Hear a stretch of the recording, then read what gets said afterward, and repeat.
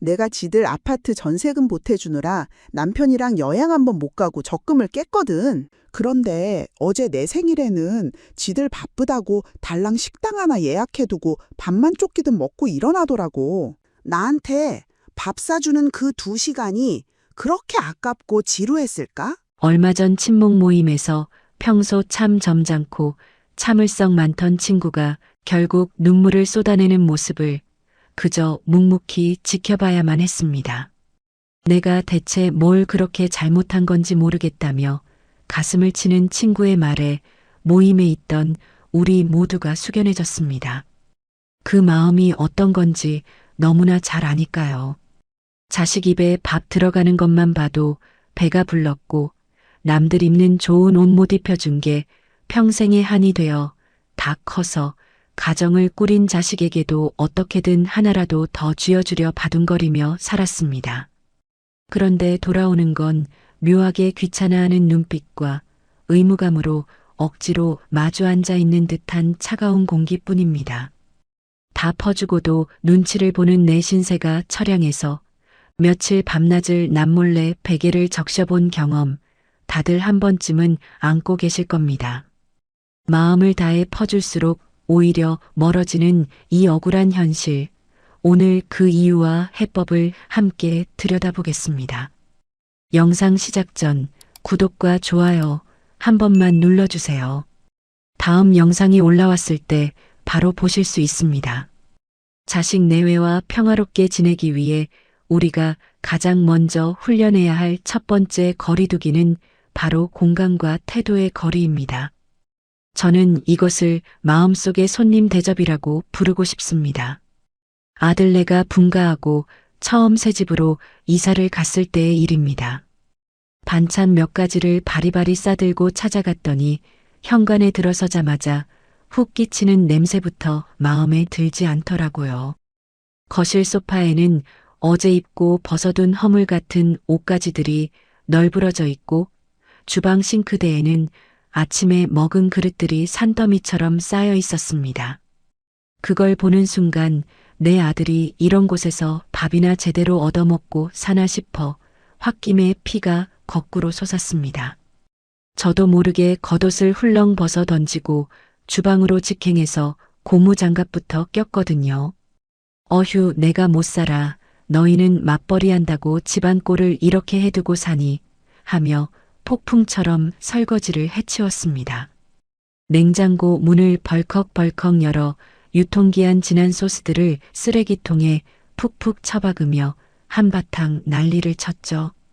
내 딴에는 바쁜 애들 도와주려는 순수한 엄마의 마음이었습니다. 그런데 거실에 서 있는 며느리의 표정이 마치 얼음장처럼 차갑게 굳어 있더라고요. 아들놈은 옆에서 엄마 제발 그만 좀 하라며 짜증을 냅니다. 내가 전세금까지 보태준 집인데 바쁜 애들 도와준다고 팔 걷어붙이고 이랬더니 남의 집구석 들쑤시는 눈치 없는 시어머니 취급을 받으니 억장이 무너져 내렸습니다. 집에 돌아오는 버스 안에서 다시는 저 집에 발을 들이나 봐라 다짐하며 서러움을 꾹꾹 삼켰던 기억이 아직도 생생합니다. 아마 저와 비슷한 경험으로 가슴에 대못이 박힌 분들 참 많으실 겁니다. 우리는 흔히 내가 배 아파 낳은 자식의 집이니 내 집이나 다름없다고 은연중에 착각을 하곤 합니다. 하지만 자식 내외가 문을 닫고 들어가는 그 공간은 철저하게 그들만의 통제권이 미치는 독립된 왕국입니다. 아무리 배 아파 낳은 부모라도 그 문을 열고 들어가는 순간 우리는 그들의 삶에 초대받은 외부인일 뿐입니다. 환경심리학에서는 이를 영역성이라는 개념으로 설명합니다. 인간은 누구나 자신만의 안전한 공간을 확보하려는 강력한 본능을 지니고 있다는 것이죠. 특히 성인이 되어 새로 가정을 꾸린 부부에게 자신들의 집은 부부로서의 정체성을 확인하고 온전히 숨 쉴 수 있는 가장 소중한 안식처입니다. 아무리 선의를 가진 부모라도 허락 없이 냉장고 문을 열거나 살림살이의 위치를 바꾸는 행위는 며느리나 사위의 뇌신경망에 영토 침범을 알리는 강력한 경고 알람을 울리게 만드는 경향이 있습니다. 실제로 시부모나 장인 장모의 과도한 살림 개입이 성인 자녀의 스트레스 반응을 높이고 결국 부모의 방문 자체를 꺼리는 회피 행동으로 이어진다는 연구 결과들이 여럿 있습니다. 프랑스의 실존주의 철학자 장폴 사르트르는 타인은 지옥이다라는 도발적인 명제를 남겼습니다. 이는 타인이 본질적으로 악하다는 뜻이 아닙니다. 아무리 가까운 사이라도 타인의 시선과 섣부른 개입이 개인의 주체성을 훼손하고 숨막히는 억압으로 작용할 수 있음을 경고한 것이죠. 사랑과 걱정이라는 이름으로 포장된 부모의 무의식적인 간섭이야말로 자식 부부에게는 벗어날 수 없는 가장 무거운 지옥이 될 수 있다는 사실을 우리는 뼈아프게 인정해야만 합니다. 그렇다면 어떻게 해야 할까요? 자식의 집에 갈 때는 철저하게 아주 귀하고 예의 바른 손님이 되는 겁니다. 현관문을 들어서는 순간부터 마음속으로 딱 한 가지만 되뇌세요. 나는 지금 귀한 손님으로 초대받은 것이다 라고요. 집안이 아무리 엉망진창이라도 절대 고무장갑을 끼거나 빗자루를 들지 마세요. 거실 소파에 다소곳이 앉아 내어주는 차를 마시며 딱 2시간만 머물다 일어나는 겁니다. 눈에 거슬리는 것이 보여도 입은 무겁게 닫고 오직 칭찬만 하세요. 우리 며느리 커피 내리는 솜씨가 참 좋네. 집이 아늑하게 정리가 잘 되어 있구나 하고 덕담만 건네는 겁니다. 처음에는 입이 근질근질하고 내가 뭐 하는 짓인가 싶어 답답하시겠지만 딱 3번만 참고 손님처럼 행동해 보세요. 놀라운 변화가 시작됩니다. 자식 내외의 긴장된 어깨가 스르르 내려가고 표정이 몰라보게 밝아집니다.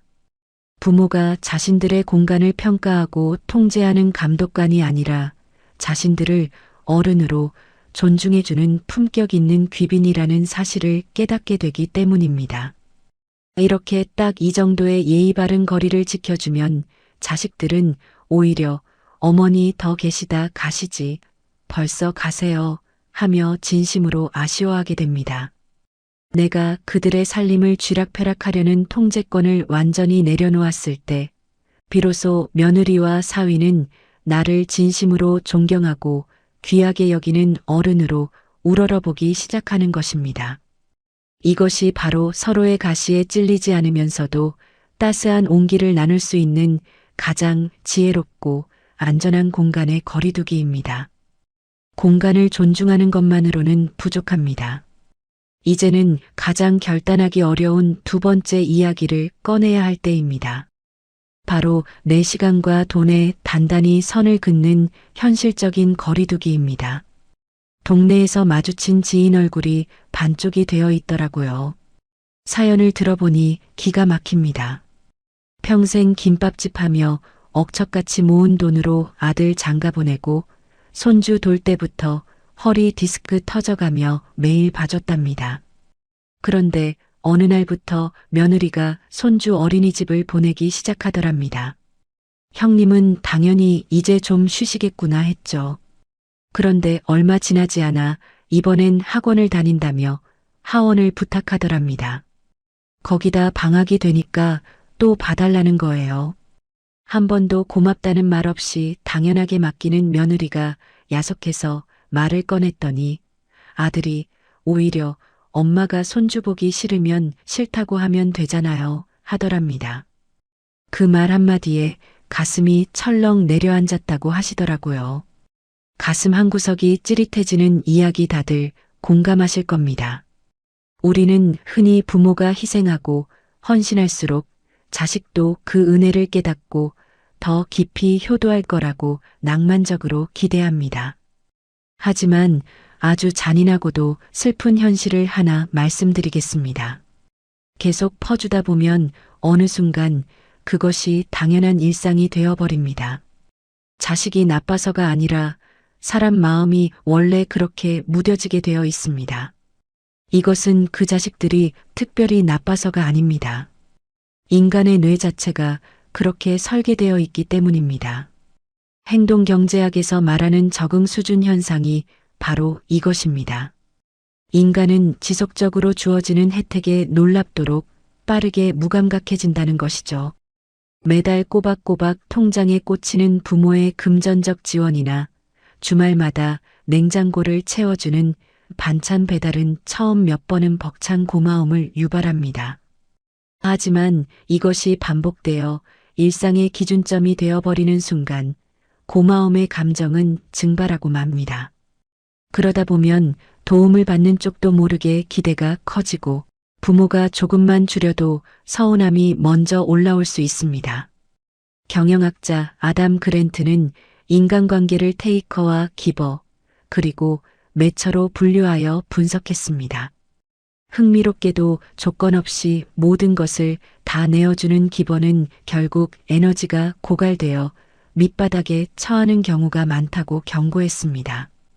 특히 가족관계에서 부모가 무조건적인 기버의 역할에 갇혀버리면 자녀는 부모의 호의를 당연하게 받아들이는 테이커로 변질될 위험이 큽니다. 일방적인 헌신은 자식의 자립심을 빼앗고 결국 부모인 나도 소진되는 관계로 이어집니다. 노자는 도덕경에서 이렇게 말했습니다. 넘치도록 가득 채우려 하지 말고 적당할 때 멈출 줄 알아야 한다고. 부모의 사랑 역시 마찬가지입니다. 자식의 삶에 너무 넘치도록 개입하여 그들의 책임을 대신 짊어지는 것은 자식의 책임감을 약하게 만들고 나의 노후까지 서서히 지치게 만드는 일이 될 수 있습니다. 이제는 다 퍼주고도 상처받는 억울한 굴레에서 과감히 벗어나셔야 합니다. 방법은 생각보다 간단합니다. 자식에게 금전적 도움을 줄 때나 손주를 돌봐주는 노동을 제공할 때 이것이 부모로서 마땅히 해야 할 의무가 아니라 아주 특별하고 귀한 혜택임을 단단히 인식시켜야 합니다. 만약 아들 내외가 급하게 1,000만 원을 빌려달라고 한다면 예전처럼 그냥 통장으로 쓱 이체해주고 넘어가서는 안 됩니다. 반드시 거실에 마주 앉아 차용증을 쓰거나 적어도 매달 얼마씩 언제까지 갚을 것인지 명확하게 못을 박아야 합니다. 손주를 봐주기로 했다면 월요일부터 목요일 오후 6시까지만 봐주겠다. 그 외의 시간은 내 개인 시간이다 하고 단호하게 선을 그어야 합니다. 자식 입장에서는 우리 부모님이 왜 이렇게 갑자기 깐깐해지셨나 당황할 수 있습니다. 섭섭한 티를 팍팍 내며 며칠 연락을 끊을지도 모릅니다. 하지만 그 시간을 꾹 참고 버텨내셔야 합니다. 공과 사를 명확히 구분하고 자신의 몫을 당당하게 요구하는 단호한 부모 앞에서는 자식 내외도 결코 함부로 굴지 못합니다. 오히려 자신들이 어른 대 어른으로 존중받는다는 느낌을 무의식적으로 받게 되어 부모의 권위와 존재감을 훨씬 더 묵직하게 받아들입니다. 내 노후자금 다 내어주고 골병들어 누워있는 부모는 자식에게 불쌍하고 부담스러운 짐 덩어리일 뿐입니다. 하지만 끝까지 내 몫의 통장을 움켜쥐고 내 시간과 체력의 한계를 분명히 선언하며 꼿꼿하게 자립한 부모는 자식에게 가장 존경받는 든든한 큰 산이 됩니다. 다 퍼줄수록 오히려 가벼워지는 것이 부모의 무게입니다. 돈과 노동의 밸브를 단단히 조이는 것, 역설적이게도 이것이 자식의 자립심을 키워주고 부모인 내가 진정으로 귀한 대접을 받는 가장 현실적이고 강력한 무기입니다. 내 시간과 돈에 단단히 선을 그었다면 이제 세 번째로 우리가 반드시 짚고 넘어가야 할 이야기가 하나 남아 있습니다. 바로 자식 부부 사이에 무의식적으로 끼어들어 편을 가르는 습관, 말 한마디에 거리두기입니다. 얼마 전 오랜만에 딸아이와 단둘이 점심을 먹었습니다. 밥을 먹다 말고 딸이 갑자기 눈시울을 붉히며 남편 흉을 보기 시작하더라고요. 김서방이 요즘 매일 술 마시고 늦게 들어오고 집안일은 손가락 하나 까딱 안 한다며 시댁 식구들 험담까지 늘어놓는데 그걸 듣는 순간 제 가슴이 활활 타오르기 시작했습니다. 내가 눈에 넣어도 안 아플 내 귀한 딸을 어떻게 키웠는데 감히 남의 집 귀한 딸 데려다가 식모 취급을 해 싶어 당장이라도 사위한테 전화해서 한바탕 엎어버리고 싶은 걸 꾹 참았습니다.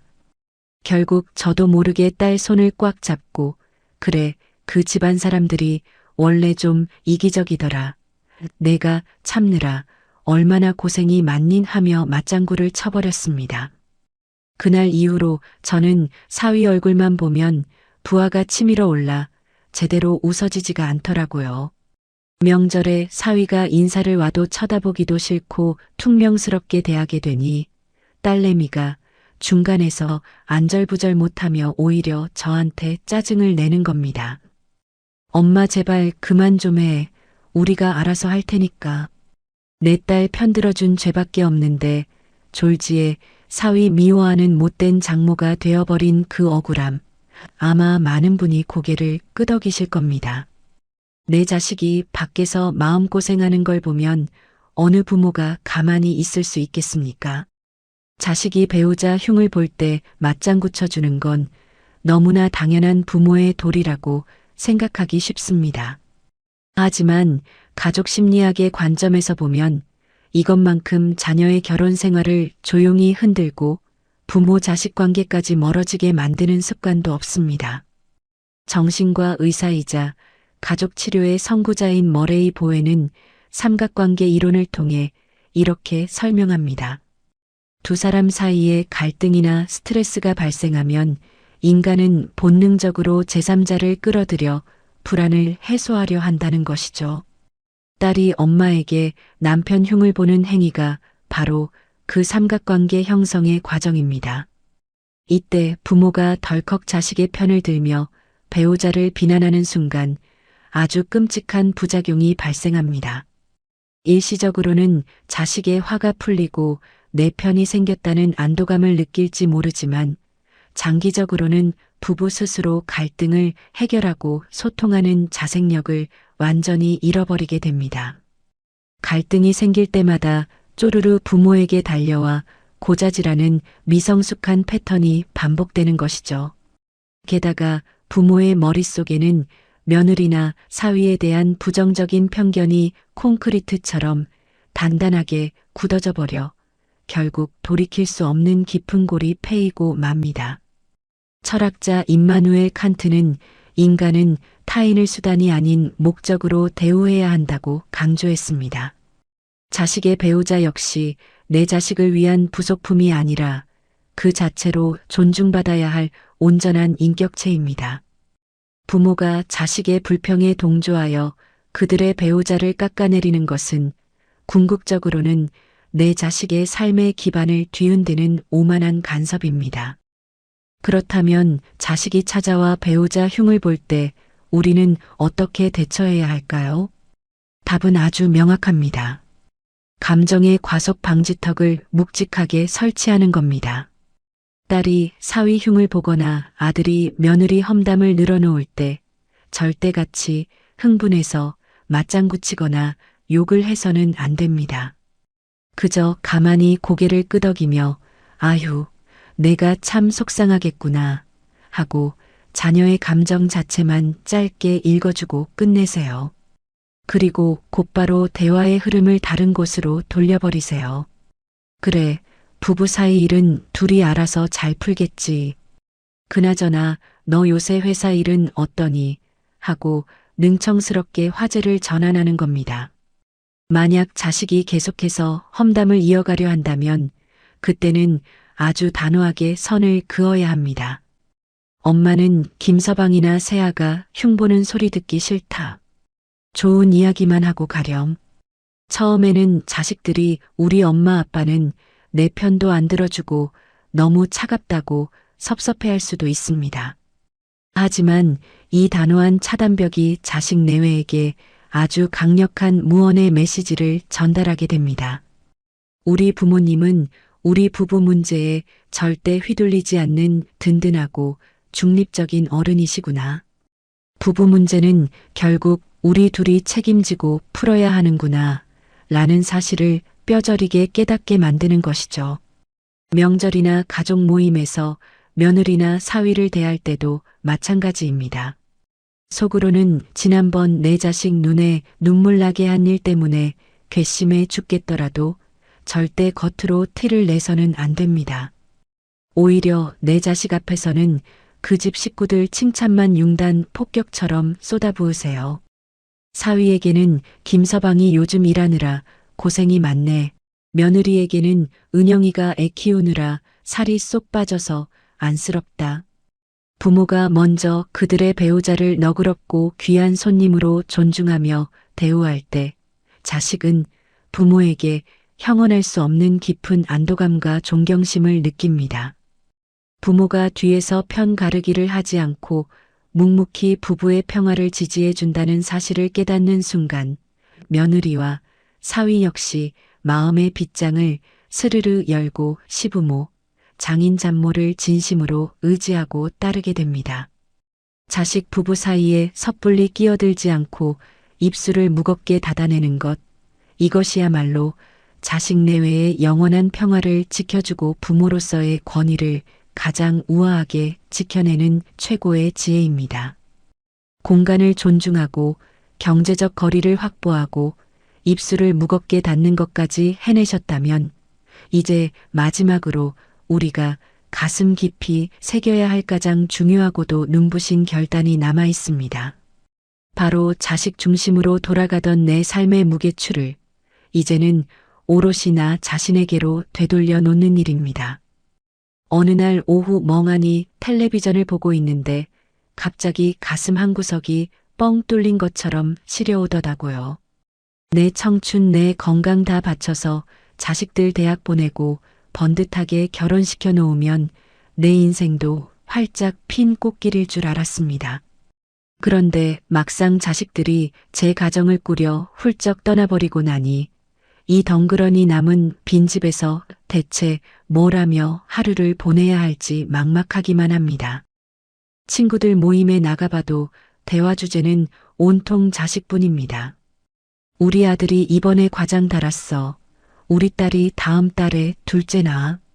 그 틈에 끼어 내 자식 자랑도 슬쩍 늘어놓아 보지만 집에 돌아오는 길에는 묘한 허무함이 밀려옵니다. 자식의 성취가 내 유일한 훈장이고 자식의 안부가 내 하루의 기분을 좌지우지하는 살. 결국 내 행복의 리모컨을 내 손이 아닌 자식의 손에 쥐어준 채 그 아이들 전화 한 통에 천국과 지옥을 오가며 살아가고 있는 내 모습이 한없이 처량하게 느껴지실 겁니다. 우리는 평생을 누군가의 엄마, 누군가의 아버지라는 이름표를 달고 살아왔습니다.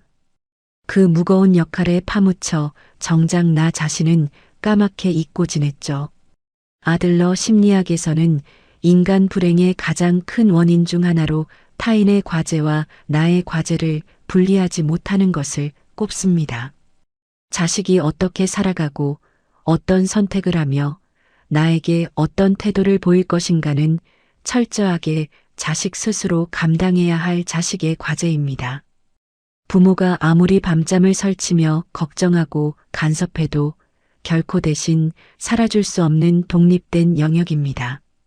그렇다면 우리에게 남겨진 진짜 과제는 무엇일까요?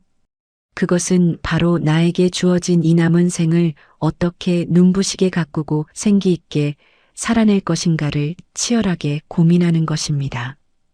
심리학자 칼 융은 이렇게 말했습니다.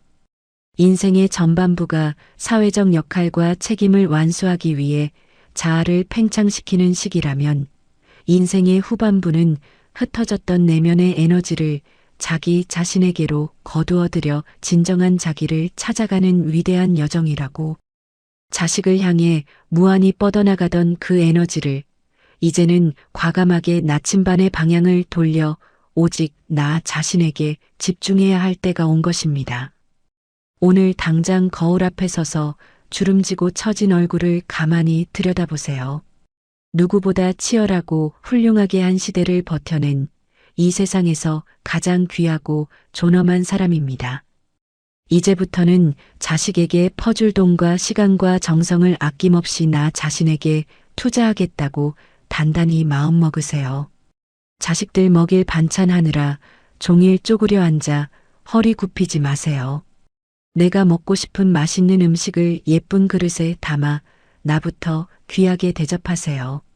손주들 용돈 주려고 10,000원짜리 한 장씩 모아둔 돈이 있다면 그 돈으로 평소 배우고 싶었던 노래 교실이나 수채화 반에 당장 등록하세요. 자식의 전화 한 통 하염없이 기다리며 주말 내내 거실 소파를 지키지 마세요. 마음 맞는 친구들과 가까운 둘레길이라도 걸으며 내 일상을 건강한 웃음으로 꽉꽉 채워나가는 겁니다. 자식들은 자신의 인생을 포기한 채 늙고 병들어 자신들에게 목매는 처량한 부모를 결코 존경하지 않습니다. 처음에는 안쓰러워하다가도 시간이 지나면 무거운 짐으로 여겨 결국 피하게 마련입니다. 하지만 자신만의 뚜렷한 삶의 목표를 즐기며 꼿꼿하고 당당하게 자립한 멋진 부모 앞에서는 다릅니다. 우리 엄마 아빠 참 멋있게 사신다 하며 우러러보고 그런 부모의 빛나는 독립된 삶을 함부로 침범하지 않으려 스스로 예의를 갖추고 거리를 조절하게 됩니다. 내가 나를 귀하게 여기고 사랑할 때 비로소 자식 내외도 나를 귀한 어른으로 깍듯하게 대접하기 시작합니다. 이것이 이 모든 거리두기의 끝에서 우리가 발견하게 되는 가장 위대한 삶의 비밀입니다. 지금까지 자식 내외와 지혜롭게 거리를 두며 귀한 대접을 받는 구체적인 방법들을 함께 나누어 보았습니다. 살림살이에 대한 참견의 눈과 입을 단호하게 닫고 돈과 노동의 밸브를 뻑뻑하게 잠그며 자식 부부의 일에 섣불리 끼어들지 않는 묵직한 침묵. 그리고 무엇보다 오직 나 자신만을 위한 아름답고 단단한 삶을 다시 짓는 것. 이 모든 과정이 처음에는 낯설고 외롭게 느껴지실지도 모릅니다. 내가 평생을 바친 내 새끼들인데 어쩌다 이렇게 남처럼 선을 긋고 살아야 하나 가슴 한구석이 휑하게 시려오실 수도 있습니다. 하지만 꼭 기억해 주세요. 숲이 건강하게 울창해지기 위해서는 나무와 나무 사이에 바람이 통하고 햇살이 스며들 수 있는 적당한 거리가 반드시 필요합니다. 너무 빽빽하게 붙어 있으면 서로의 햇빛을 가리고 뿌리가 엉켜 결국 다 같이 말라 죽고 맙니다. 부모와 자식의 관계도 이와 똑같습니다. 우리가 조금 물러서서 내어준 그 빈자리야말로 자식이 독립된 어른으로서 튼튼하게 뿌리내릴 수 있는 가장 거룩한 사랑의 공간이자 부모인 내가 온전하고 자유롭게 숨 쉴 수 있는 가장 평화로운 쉼터가 되어줄 것입니다. 다 퍼주고도 상처받는 억울하고 가여운 부모의 굴레에서 이제는 당당하고 우아하게 벗어나세요. 내 통장 단단히 움켜쥐고 내 취미 즐기며 나부터 1순위로 돌보는 건강하고 당당한 시니어가 되세요. 그렇게 내 삶의 뿌리가 깊고 단단해질 때 자식 내외의 진심 어린 존경과 깍듯한 평화는 아주 자연스럽게 여러분의 뒤를 따를 것입니다. 오늘 내용이 마음에 닿으셨다면 댓글에 거리라고 남겨주세요. 그 한마디는 자식과 멀어지겠다는 뜻이 아니라 나를 지키면서 더 편안한 관계로 가겠다는 작은 다짐입니다. 도움이 되셨다면 좋아요 한번 눌러주시고 다음 이야기도 놓치지 않도록 구독도 함께 부탁드립니다. 가장 지혜로운 사랑은 때로 한 발 물러서는 용기에서 시작되니까요. 성장하는 시니어가 여러분의 든든한 동반자가 되어 끝까지 함께하겠습니다. 감사합니다.